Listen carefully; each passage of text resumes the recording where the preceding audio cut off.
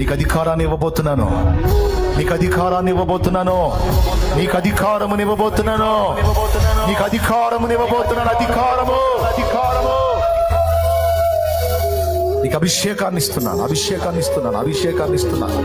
నువ్వు గెలుస్తావు, నువ్వే గెలుస్తావు, నువ్వే జయిస్తావు. నువ్వు నా బిడ్డవే, నువ్వు నా బిడ్డవే. నిన్నెవడో గెలవలేడు, గెలిచినట్టు కనబడిన వాడు ఓడిపోక తప్పదు. అంతిమ విజయం నీదే, అంతిమ విజయం నీదే, అంతిమ విజయం నీదే, నీదే. యూదా గోత్రపు సింహం పిల్లవి నువ్వు. నిన్ను ఓడిపోనిస్తానా, నిన్ను సిగ్గుపడనిస్తానా.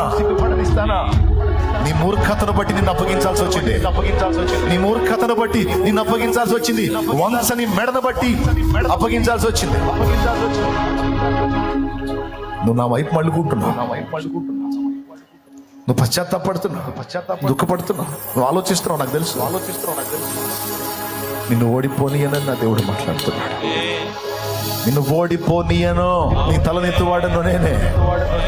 ఏ వాగ్దానాలు అయితే నీ ఎడల చేసి ఉన్నానో అవన్నీ నెరవేరుస్తున్నాను, అవన్నీ నెరవేరుస్తున్నాను. ఇంకా నా బాధ్యతలు కూడా మరికొన్ని నీకు అప్పగించబోతున్నాను.